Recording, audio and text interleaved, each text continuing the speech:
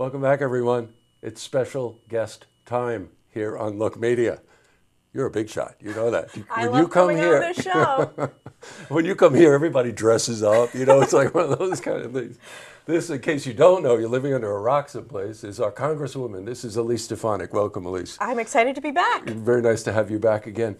We always ask for you to make time to come in and stop in, just so we can kind of catch up on the things that you're working on that may start as national issues, but all politics is local. So a lot of that affects us. Something absolutely stood out, which is why we reached out to you.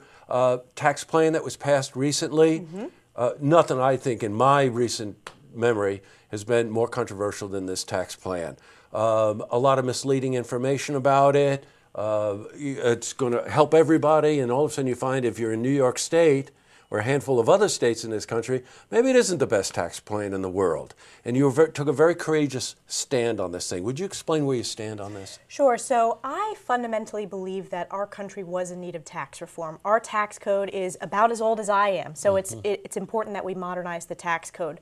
The reason why I voted no on tax reform is it doesn't allow people from high-taxed states like New York to deduct in completely their state and local taxes. It's capped at a certain number. So that hurts blue states who are highly taxed much more than other states across the country. Mm-hmm. There are parts of the tax bill that I certainly support: doubling of the standard deduction, enhancing the child tax credit, getting rid of special interest loopholes, and overall simplification of the code. But I represent New Yorkers, and I represent people that are paying high property taxes, that are paying school taxes, that are paying state income taxes at a much higher rate than other people across the country. So that's why I voted no.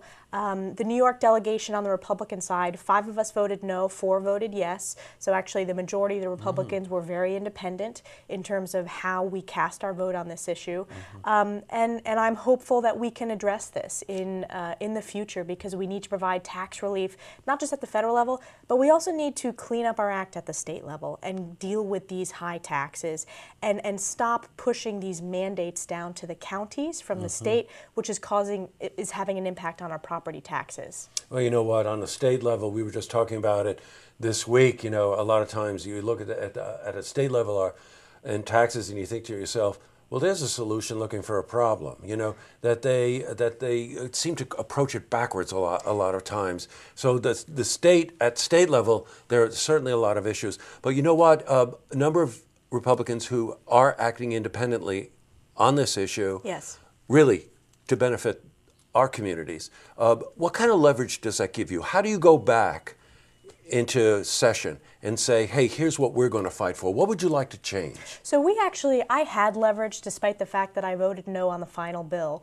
If you remember, the initial House bill capped state and local tax deductions at $10,000. I was able to advocate that needed to be higher.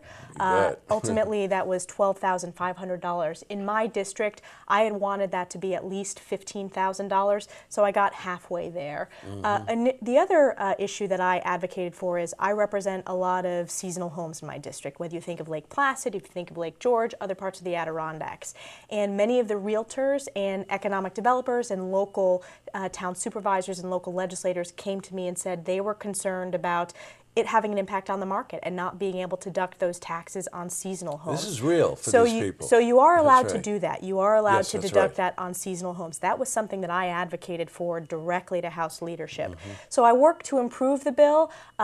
I voted no because it didn't do enough.